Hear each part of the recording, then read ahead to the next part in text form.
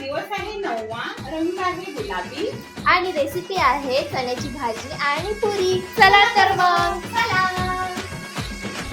तू ग दुर्गा तू भवानी संसाराची तूच जननी सारी माया तुझी अंबे कृपा करी अंबे कृपा करी